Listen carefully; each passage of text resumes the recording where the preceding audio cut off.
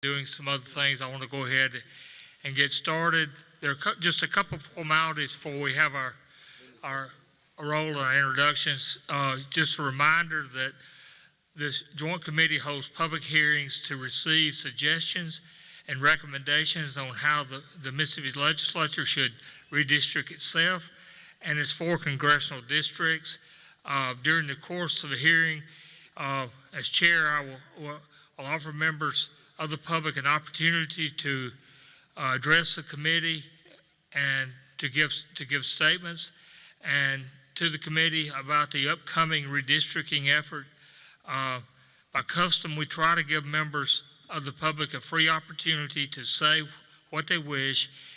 In cases where it appears that there are going to be many persons who are to speak, we limit their time, and as to what times we impose will be up to the chair, and depending on how many persons want to speak.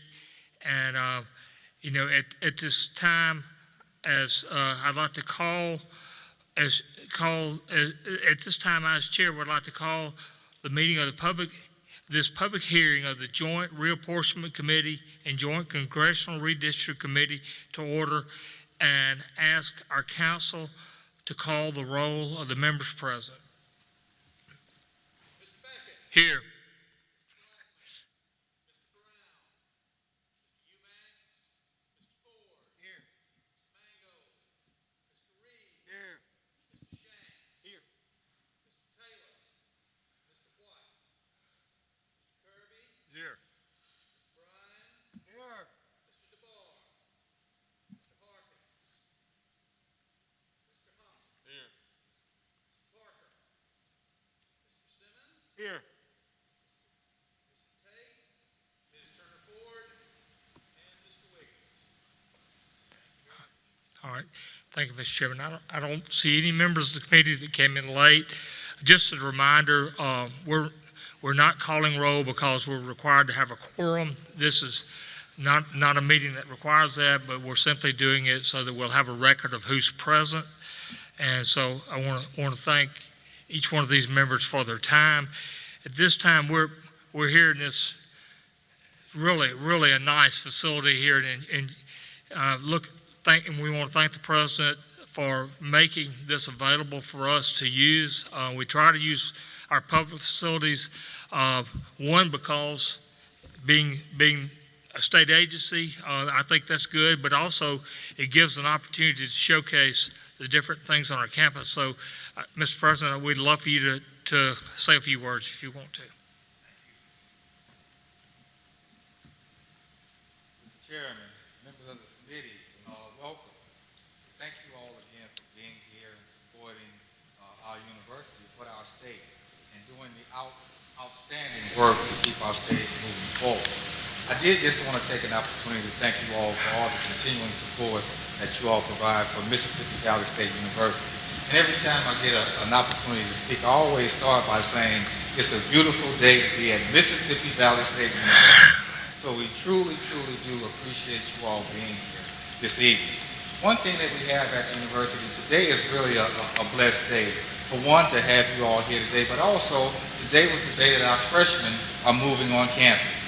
So we're really moving the university forward, and we know that we couldn't do that if it wasn't for all the support that you all are giving us to be able to do that. Here at the university, we have an 8-word vision. And those 8 words are one goal, one team, one valley, in motion. And there's opportunities like this to share and experience that we know we are truly in motion. So again, on behalf of Mississippi Valley State University, welcome, and I know you all will really have a very productive meeting. So thanks again. All right, thank you very much. Tonight we have a unique pleasure. It's not very often that we have one of our United States congressmen in our audience, and Congressman Thompson, we thank you for being here, and we want to offer you a chance to say a few words if you care to.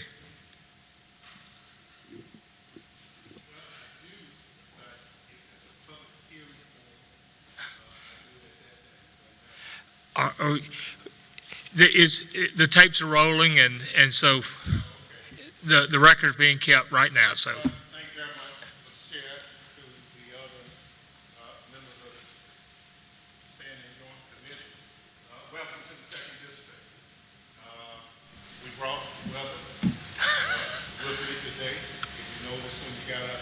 First thing you said, woo. It's warm out here. So that's who we are here in the Mississippi Delta. I represent the 2nd District, as you know. I've represented it for about 28 years, and I've gone through redistricting for quite a while. There are a couple of things I'd like to share with you as it relates to this district. It's important when you look at the demographics of the state that you allow minority voters the right to pick a congressperson or senator or representative of their choice. It's absolutely important. Please don't split communities of interest up. To the extent that you can, try not to split precincts. We only have 2 counties in my entire 26 counties that I represent are split. I have, for the most part, whole counties. When I started, I had more fractional counties than I did whole counties. And I've seen it morph over time that now people in Yalobusha County don't have to ask who that congressperson is because they only have one. People in other counties, Yazoo County, for instance, can have that. Other counties. So it's important that you try not to split communities, try not to split voting precincts. And we are one of few states that lost population, so you're going to have to make some adjustments. So when you look at those adjustments, let's say now, can we make adjustments on the congressional side with as minimal amount of statistical upheaval as we possibly can? I personally think you can. I have part of Hinds County. If you look at Hinds County, just give me Hinds County. And you're pretty close to having it. I live in Hinds County. I've lived all my life in Hinds County, so you could fix it real quick and everybody would be happy. But I look to these hearings to produce it. But I think communities of interest is vitally important. The Delta, the 2nd District is very special. We are one of the more agricultural districts in America. Some of you saw what happens here between the cotton, the corn, soybeans. I even bring people down and actually tour catfish facilities for them. Now my Christian friends tell me when I take them to the casino, the food's good. So I just leave it at that. But it's our 2nd income producer for the district. So gaming is a significant revenue producer for the district. Apart from that, this is the public's venue for you to hear from them. It's an opportunity for people to get their positions heard. I think you can look at the district from a congressional standpoint. It's not nearly as difficult, perhaps, as some of the other districts. So that's about it. I'm happy to be here. I applaud public hearings. I applaud the ability for the public to come and have a say-so on the public's business. So again, I compliment you for it. Thank you very much. Thank you very much. Also, we have several other members of the Mississippi House and Senate that aren't on the committee that are here. I would welcome them to introduce themselves at this time if they would. Senator Jordan, if you.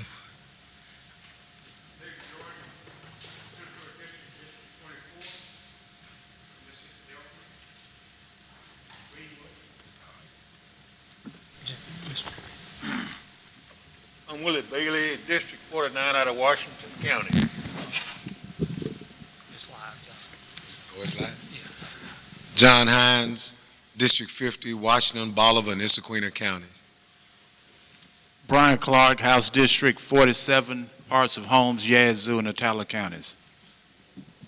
Tracy Rosebud, District 30, representing portions of Tallahatchie, Sunflower, Baldwin, and Quitman counties. And I'm Otis Anthony, District 31, Bolivar, Sunflower, Washington, and Humphreys County. Representative Walker, just District 27, Leak, Madison, Talon, Yazoo County. All right, I think that's everyone. I thank y'all for doing that. In addition to these individuals, I want to thank our staff for making this possible, for all the work they did in preparing to not only just have this meeting live, but also to broadcast the meeting and all the work that they're going to do going into the future. You know,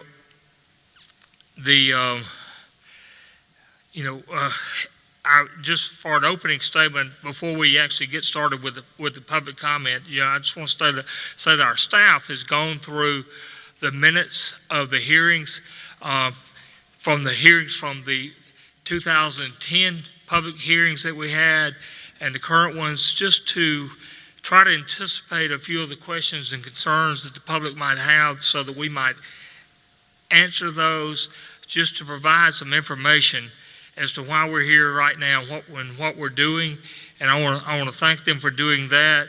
And I think it's really good information that will help.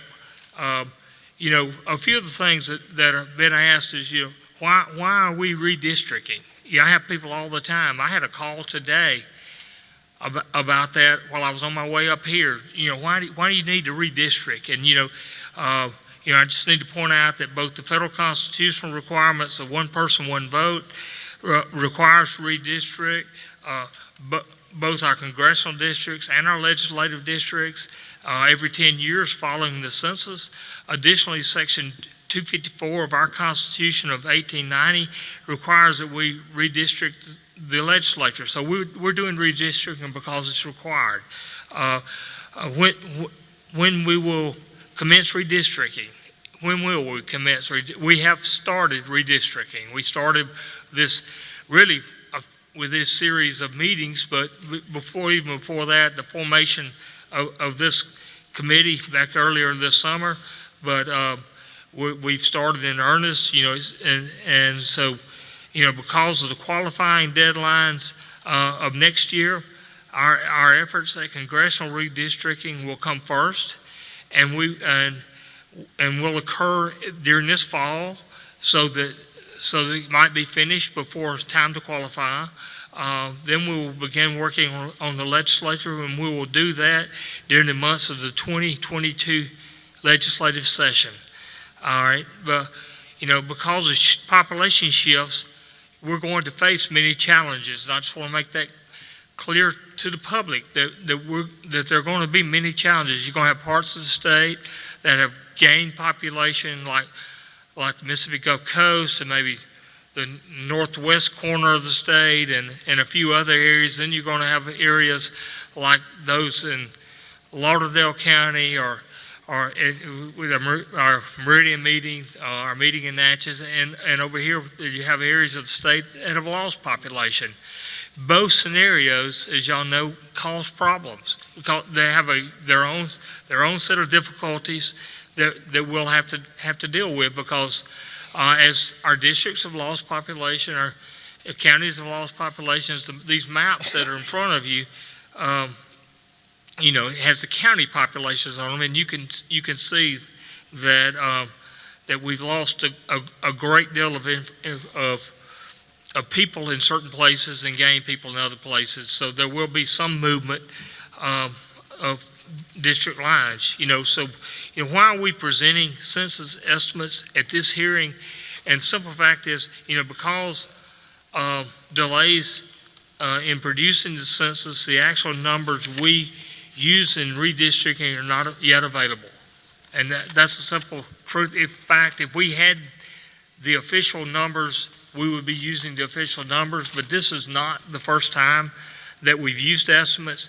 And these estimates, no district lines are going to be drawn from these estimates, but they are helpful in showing us what areas have gained population, what areas have lost population, so we can begin working on that and thinking about what needs to be done. And so these census estimates give us a good indication of where our challenges are. And like I said, they've been used in past hearings. You know, how many members of the public participate in this process? We've been asked that question, and there's several ways that the public can participate. One is by discussing their concerns at this hearing. Our series, we're having 9 of these public hearings around the state, so hopefully it'll be convenient to our voters. And so you have an opportunity to express their opinion at the hearing. You know, we're here to hear your concerns. We're not going to be answering questions and things like that, but we're here to hear your concerns. This evening, we'll listen to any matter that you wish to bring to our attention about how and where we're to draw congressional and legislative district lines. You know, we'll let members of the public know that they must sign a card. I think you were asked to sign an index card if you wanted to speak. We would like for all members to sign in, and as you come in, and that's simply so that we'll have a record of who all attended the meetings. But if you would like to speak, we need you to sign a card, because and then they're going to give it to me, and then I'll have it to call on people. And so if you change your mind, if you decide you want to speak, just let the staff know, and they'll get your card. You know, you can submit suggestions to the committee in writing or by email, and you can take advantage of the opportunity to use the committee's public access computer terminals. And you know, you know, what kind of concerns or do we expect to hear? We want to hear just whatever your concerns are, just whatever is important to you. In the past, we've heard things ranging from Voting Rights Act concerns. We've heard about splitting precincts. We've heard about splitting municipalities, and we've heard about districts being odd-shaped. We've heard about splitting communities of interest. So you're probably not going to come up with something that the committee hadn't heard, but still, it's your right to express the concerns that you have. Just a reminder that the rules of the House govern joint committees, meetings, and such matters will be handled according to the House rules. You know, a question that is on the handouts, but I'm going to repeat this for those who are watching and don't have the benefit of having the handout. So occasionally you may think, you know, why is he saying that? We have it in front of us, but there are people who aren't here. And so, you know, how can members of the public contact the committee to provide information or to book time on the public access portal? And members of the public should be advised they can send U.S. mail to Ted Booth, Staff Council, Joint Reapportionment Committee, P.O. Box 1204, Jackson, Mississippi 39215-1204, or you can send an email to ted.booth@peer, and that's PEER, .ms.gov. And please provide information to staffs of the address, phone number, so they can follow up. Please don't just send them something asking questions and then not provide them with any way to get back with you. So if you'll put your contact information, that will help.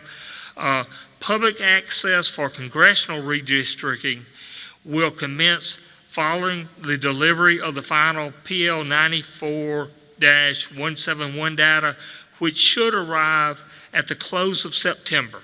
So we hope to get that information September 30th. And I don't see any reason that won't happen. We've been reassured multiple times that will happen. And so the public access will start at that time and will last for 3 weeks. For the legislature, it will occur after January 1, 2022 and last for 3 weeks. Now, and so I don't think anyone else is come in that we need to recognize. Do I have any member of the committee that would like to make a statement? I'll make one if I may. Thank you, Mr. Chairman. First off, as you notice, we have several people that aren't here. They're on the committee. Of course, Brother Representative Reed knows or not, it's a long ways from the coast for some of these people to up here. And as the chairman stated, we're having meetings all over the state. So, but we also have one that's just getting over COVID, decided not to come in. And of course, Senator Frazier just had back surgery. So, but all these members that aren't here have text saying that they are watching and listening, and that's what we're here for, is to listen to you. And thank you for letting us be here tonight. All right. One other thing that I did want to mention is that we've heard a great deal of concerns about county redistricting and municipal redistricting, and that's your right if that's what you want to use your time and make a statement concerning those things. But I just want to reemphasize that that's not in our purview. We will not be redistricting counties or municipalities, so don't think we're just not interested or that we're going to ignore anything that you might say about those things. But we're not going to be doing that. We're going to be doing Mississippi House and Senate and congressional redistricting. And that having been said, do we have anyone else that would like to say anything? Yeah, you recognize. Thank you, Mr. Chairman. I just wanted to welcome you, Mr. Chairman, and also Mr. Vice Chair, Dean Kirby, and also members of the Redistricting Committee to the Delta. As you all know, in the public, I am Senator Derek Simmons, and I represent parts of Bolivar, Washington, and Coahoma counties, and welcome to the Delta, and welcome to Mississippi Valley State University. Thank you very much. It's flat. It's flat here. It's flat. All right, is there anyone else that would like to make a statement? All right, well, that having been dispensed with, I'm now going to call on the individuals that I have received their card, that they would like to speak. Mr. Charles, is it Modley? Yeah. Okay.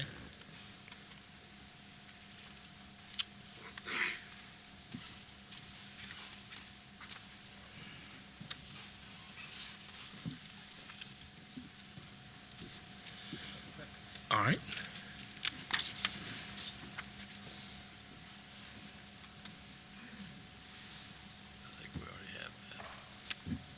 I'd like to say good evening to everybody.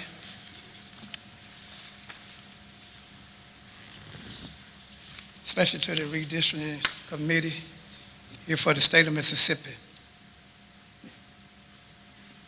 It'll be in a statement, Mississippi Joint Legislative Redistricting Committee, a Mississippi Civic Engagement Roundtable, Mississippi State Conference NAACP, One Voice, NAACP Sunflower County Branch. Political apportionment concerns in Sunflower, LaFleur, Yazoo, Shockey, Humphreys, Essequina, Washington, Bolivar, Coahoma, Tunica, Whitman, Tallahatchie, Panola, Yalobusha, Grenada, Montgomery, Holmes, Atata, and Lee counties.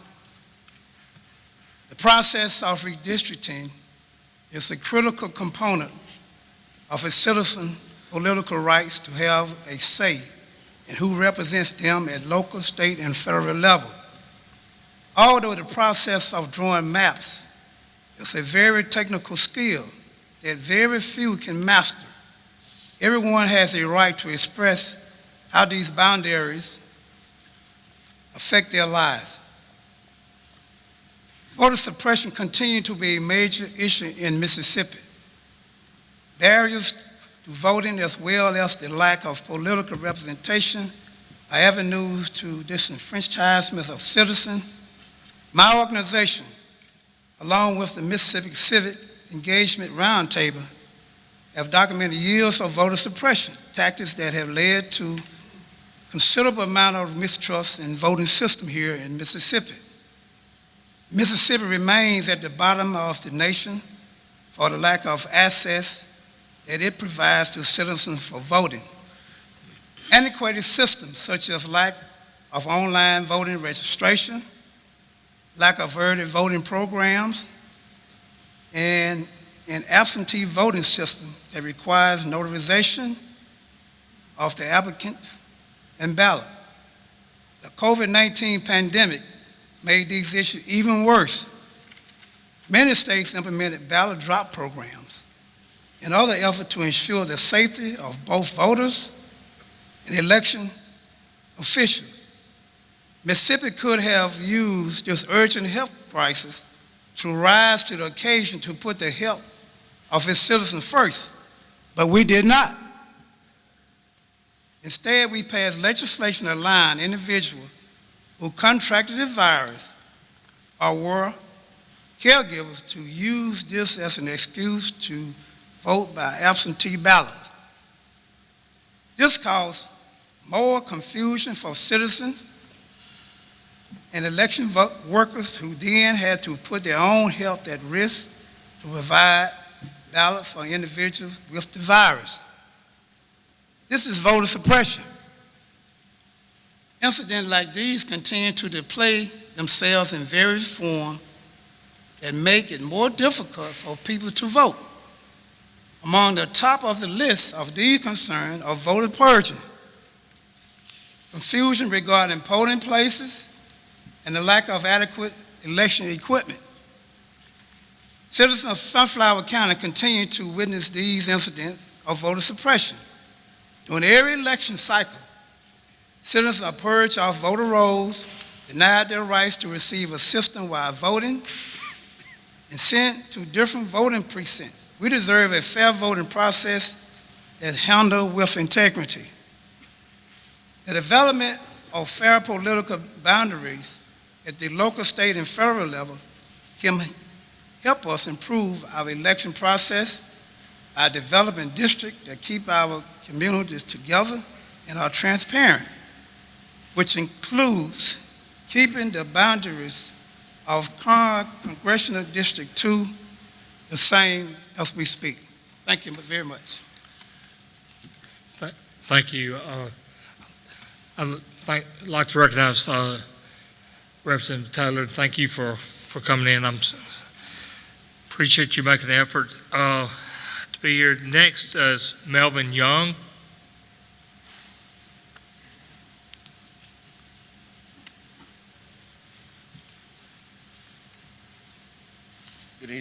Good evening, everyone. It is truly an honor to be before the committee this afternoon. And after we were in Senatobia the other afternoon, it kind of put me to work. My name is Melvin Young. I'm a community redistricting specialist that has helped many of our communities across the state of Mississippi through various organizations. When one of the committee members asked the other evening, what is it that you want us to do? We decided we were going to try to give you all more than just a little conversation, but give you a little paper to look at. A couple of things that has been brought out at all the other public hearings, and I just wanted to echo this as well, is that we want to make certain for the congressional redistricting that you all have coming up, few specific things. District number 1 may need to take up more of Starksville. Congressional District number 2 doesn't need to go into DeSoto County. It should be extended farther south. And obviously District 4, who has more population, is going to lose a few counties. Now, I know this is a lot of information to look at all of a sudden, Mr. Chair, but we wanted to answer the question that your member asked the other day about what specifically we would like to see. We certainly want to make sure we protect our communities of interest in all of those districts. Very specifically, since Congressional District number 2 was created by judges, as well as the last one that was done by the judges, we took a very quick hit at this just to try to give you all an idea with the projected information what our concepts were. So, since I'm one of those ones who helped to kind of put this on the paper, I just wanted to know, were there any other questions specifically around the congressional redistricting that you all would like for us to answer? Because the other evening, that was a question. What do we want you to do? And you have before you a proposal, and remember, this is, just like you all said, it's projected information, and once the information come out, we will certainly be working in communities and sharing more as you all push this process forward.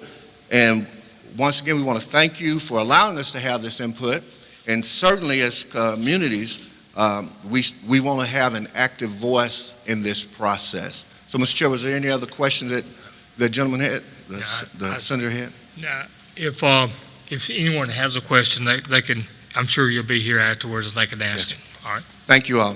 What, excuse me, Senator Brown. I'm sorry, I just want to be clear. There's a reference at the bottom of the map to the Tunica County Redistricting Committee. Yes, sir. And so I assume this is a recommendation from the Tunica County Redistricting Committee. Yes, sir. Thank you. All right, thank you. Next, Ms. Young, would like to speak?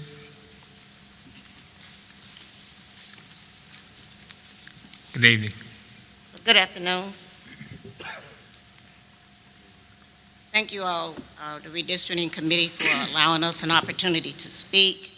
My name is Marilyn Young, and I'm a resident of Tunica County, and I'm standing representing the Mississippi Education Organizing Alliance, and I'm here to make a couple of requests. The first one is, since the census data has not been released, and you all have already started having the public hearings, we are asking you all, would you please come back and have public hearings after the data is released and you all have drawn the maps so the community can view them, analyze them, and evaluate them so we can see them. The last redistricting cycle, we did not get an opportunity to view the maps before the legislators voted on them, nor were we able to see them. There was not another process that gave the community an opportunity to help check, vet, and look at it. And so we're asking that once these numbers are out and before you all actually take a vote on it, will you please consider having public hearings so that we can review those maps?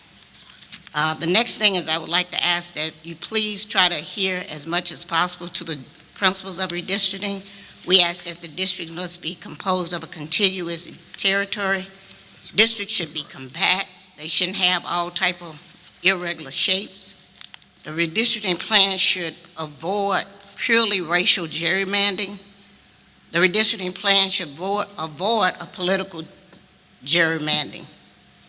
A redistricting plan would not have either the purpose or the effect of diluting minority voting strengths and shall otherwise comply with Section 2 and 5 of the Voting Rights Act, the 14th and 15th Amendment of the Constitution.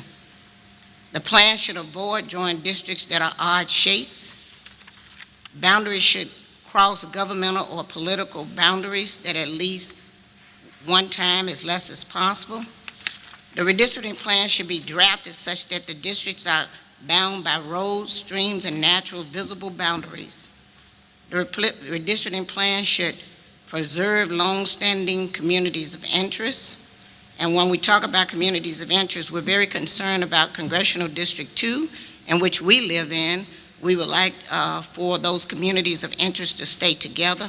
We would like to request that it does not go into DeSoto County, but it continue to go south, as Congressman Thompson requested early on by putting Hinds County and some of the other southern territory in that district. We should also ask that the redistricting plan should not be drawn so that it minimizes the cost of election administration and voter confusion. We would not like to see one side of a street in one district and another side of the street in another one. That just causes all kind of confusion on election day with people not knowing where they should vote. And once again, I would like to request that you all please allow us an opportunity to view, analyze, and evaluate the plans as they are drawn before the legislator takes the final vote. We understand that you all have that final authority to vote on those plans, but we're very concerned about trying to make sure that you don't rack up on a lot of unnecessary seats just because you have the numbers to do so. We want this process to be fair, and we want to stay an integral part of the process. Thank you. Thank you very much. Mr. Whitten.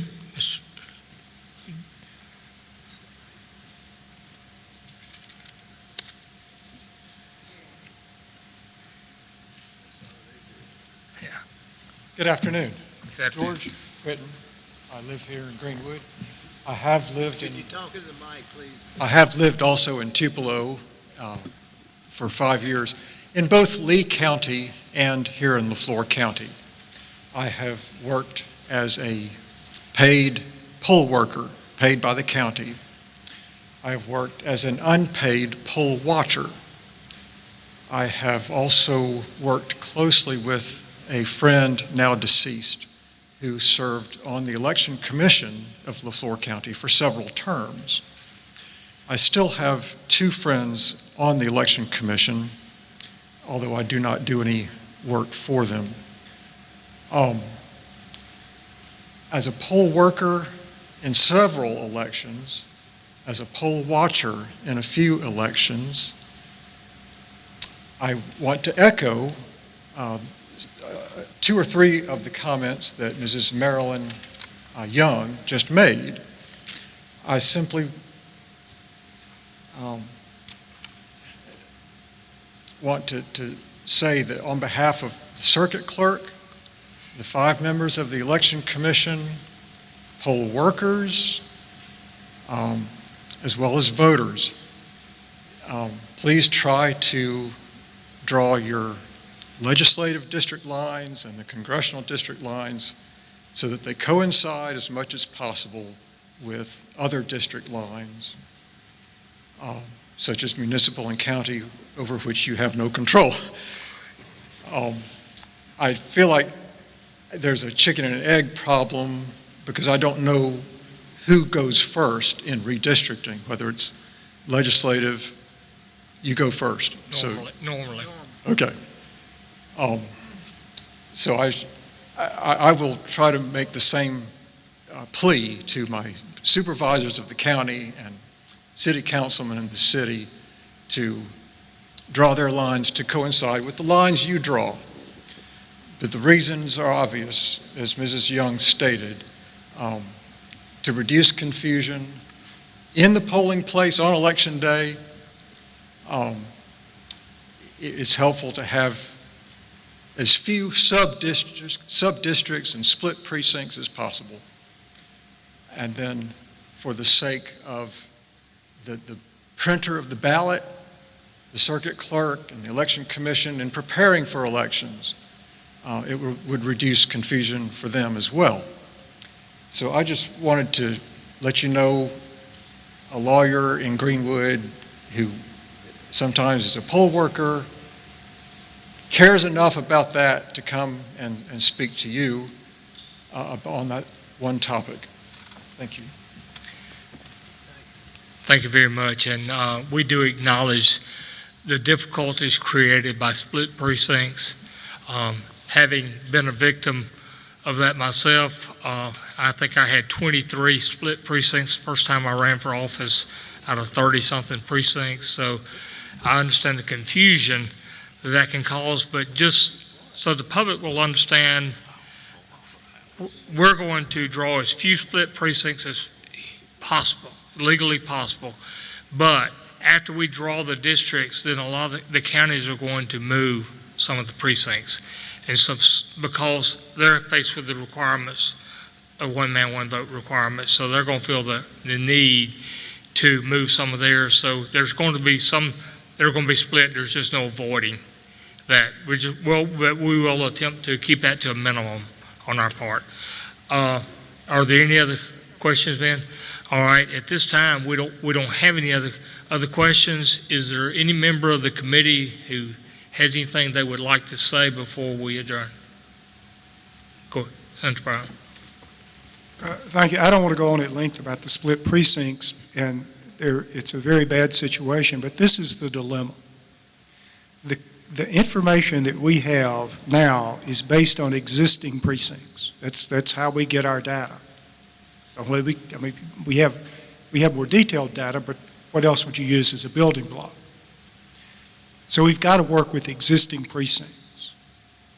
Because counties have smaller populations, a shift in a few votes or a few people will require a county, in order to keep the county districts the same size, to move some lines around. So we use existing precincts, and then after that's over, later the counties come along and redistrict, and they will move lines because they have to because of population. It's a problem. Not all of the split precincts are due to that, but that's a major problem that we have. So we feel your pain, but I don't know that there's an easy solution. Okay, I want to thank our host again for hosting this event and providing this facility for us. I want to thank the public for their attendance. I want to thank our staff, and I want to thank especially want to thank our congressman for his attendance and honoring us with what he had to say, and we appreciate that. I thank our other members who are not on the committee for coming, and just remind the public that we are at the beginning of this process, and that that they may provide us with any comments or suggestions or proposed plans by mailing them to Ted Booth, Staff Council, Joint Reapportionment Committee, P.O. Box 1204, Jackson, Mississippi 39215-1204, or you can send an email to ted.booth@peer.ms.gov. And with that being said, y'all have a good evening, and this meeting stands adjourned.